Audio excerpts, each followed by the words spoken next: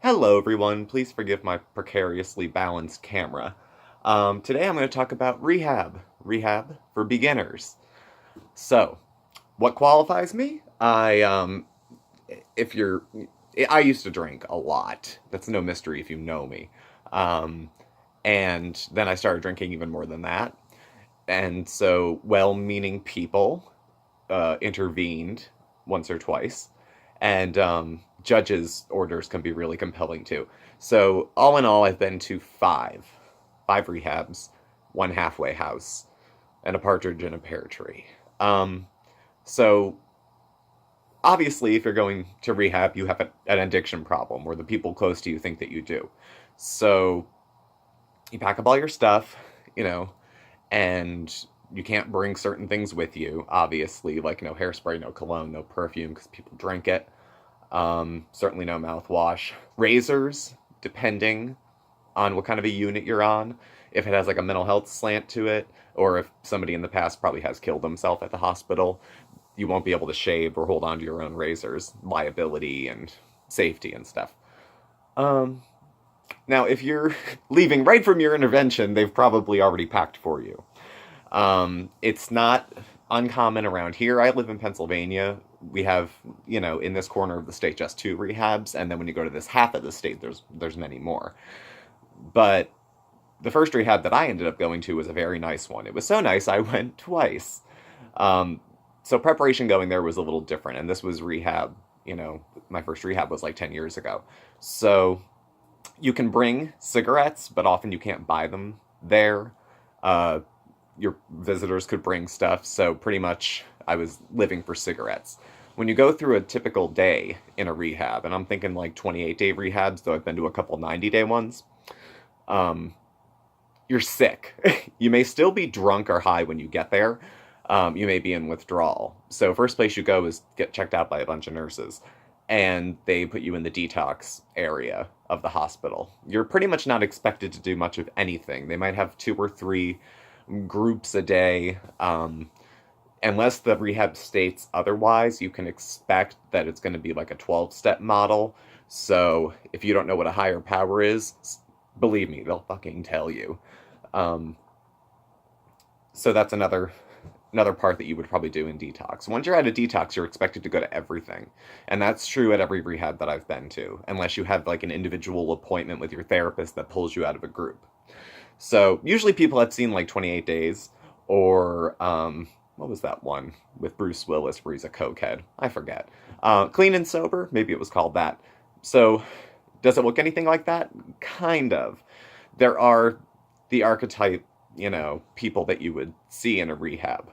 I tended to be perfect patient or junior therapist. So when I was in treatment, except for the last time, and hell's bells, I got well that time, or at least got on a really good start. I would listen to everyone's problems and try to help them, and I would leave sicker than when I got there because I didn't do any work on myself. There's, usually an alpha male trying to trot around, uh, you know, scoping for any women they can find. Some rehabs will split by gender. I've been to ones that were all male. I went to one where I was in a room on a unit with all men. But I went to a couple that were co-ed. And if they don't have policies about men and women, not mingling and not hanging out together, and they all will. But I mean, in some places you have to like look the other way while they're walking past, um, so that so the men aren't tempted. Because when you pull one addiction away, a lot of times other ones bubble up to the surface. Sex addiction could be one of them. So they're mindful of gender mixed back and forth. Uh, the groups are groups. You have group therapy, where we would all sit together, 10 of us, and we would rank on 1 to 10 how much we needed to talk. I was a solid 4 because usually someone else had some diatribe they needed to go on, and I figure we'll never get to me. There's always a guy in the group who comes in at a 10 out of 10, and every day needs about half an hour to talk. The therapists try to like redirect him or bring the rest of us into the conversation, but I was usually just picking my nails while that was going on.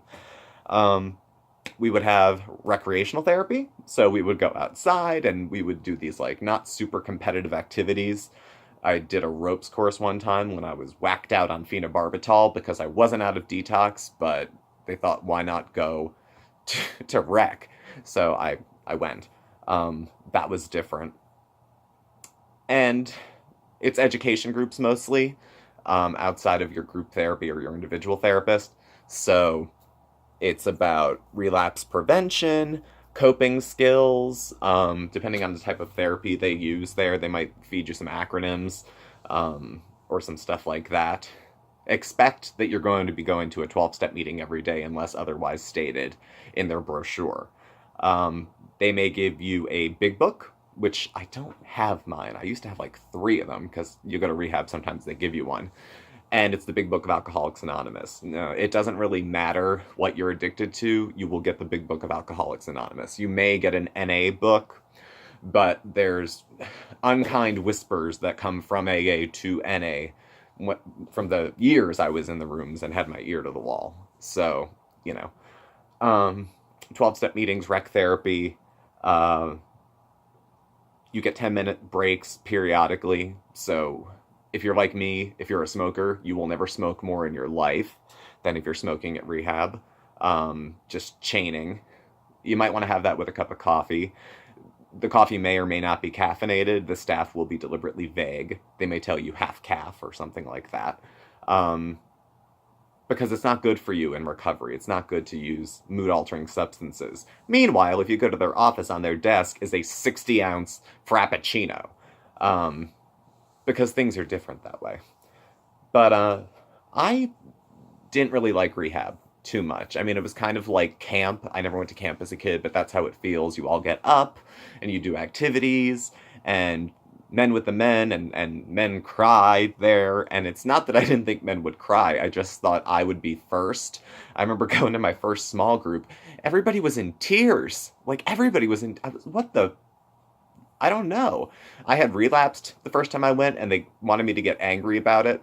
So they handed me a towel and made me wring it out and, you know, twist it and twist it. When it was too twisted, do it. They were trying to get me to build tension and emote.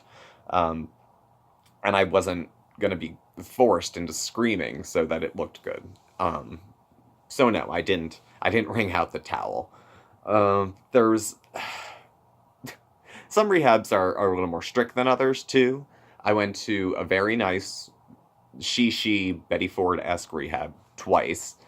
I went to an all-male rehab with 18 men in a very small house, and that was built for guys who were in the criminal justice system, which I was at the time.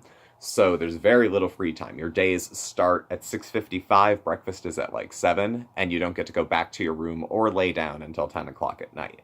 That's a lot of people's lives, but when you're just in treatment and it's like one thing after another, and it's not so bad because you do kind of make friends. I mean, I have friends now.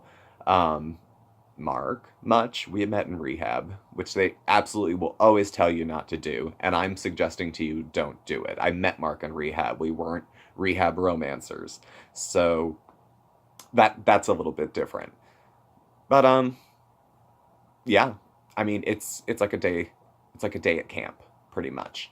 And everyone's talking about how good recovery feels and how much they want to get into it, and how blessed and grateful they are. I wasn't quite there with all of that. I wasn't big on chanting and praying and sharing. They do like coins as markers of progress. So they give you... where did I put this? This was my desire chip. It's the yellow one. There's others. You get that first because it says you have a desire to stop drinking or whatever. And then there's one for 30 days, 60 days, 90 days, 6 months, 9 months, and a year. And then one every year after that. Depending on where you live, those are more or less relevant, but that's how they track it. We all just have today, though. The cliches and platitudes and acronyms got a little disturbing to me. I would say, well, it's, for example, oh, I think that's based on fear. And someone would say, you know what fear stands for? Fuck everything and run, or face everything and recover. I'm like, how about no? How about fear has a definition, and that's the definition of fear? Not everything is a fucking acronym for something else. So, some things infuriated me. I was pretty smug at the time. I thought I'm too smart to be here. What's a nice guy like me doing here? Uh, this doesn't happen to people like me.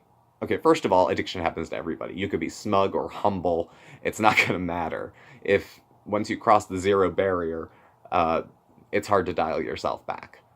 Um, so after all my trips to rehab at this point, I just don't drink at all. Trying to moderate was way too difficult. You spend more time counting your drinks than enjoying them, and that wiring for me is just still there. If I have another drink, I'm probably gonna roll into an episode. I may or may not, but it's a why roll the dice, Um, put into all this, if you haven't been paying attention, that I have a mental illness. So certain rehabs would take me and others would not. Or they would take me and then take me off my medication and tell me I don't need it. Now, I wasn't abusing any of the medication I take. Um, but I went to one rehab and they took me off my meds and nothing to sleep, not even like a melatonin. Somebody handed me a cup of chamomile tea. That fucking cup of tea hit the wall as soon as they handed it to me. Not that I wanted an Ambien or something, but a little something. So they would take me off my meds, or they would give me substitute medications. The only place that let me keep my meds was the co-occurring hospital, because it really didn't matter if you got me sober if I was still nuts, and there was no way I was going to be sane without being sober. So they play back and forth. A lot of times at a rehab, they would just say, see a psychiatrist afterwards. So that was like a waste of 3 weeks. And if you're going to change my meds, you need to be able to see me for longer than 3 weeks to find out if they're going to work or not. And I don't know, I guess the last thing about rehab for beginners is you may meet people there that are lovely and very nice, and you get to know each other quick because all that disclosure, you just get tight real fast, and then they die. Your friends die. When you run in circles with people who have chronic, potentially fatal illnesses like addiction or even mental illness, your friends die. It's unavoidable.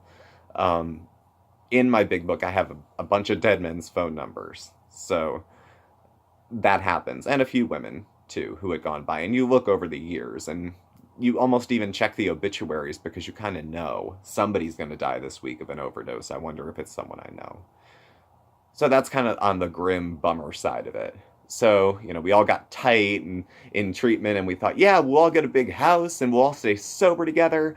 And then I'll get my kid back, and then my wife will come back. And it doesn't always work out that way. For many people it does. And for people who get sober by any means necessary, whether you're going to a 12-step meeting or taking Vivitrol or Suboxone or Methadone, if you've gone and found a way to have a functional life, even though you're an addict, that's good for me. So that's pretty much all I have to go on with rehab. Certainly there are more nuanced things, and if anybody's interested, leave a comment, and I will elaborate as such. As always, please subscribe, get the alerts too, and click like and comment, and I will catch up with y'all soon. Bye.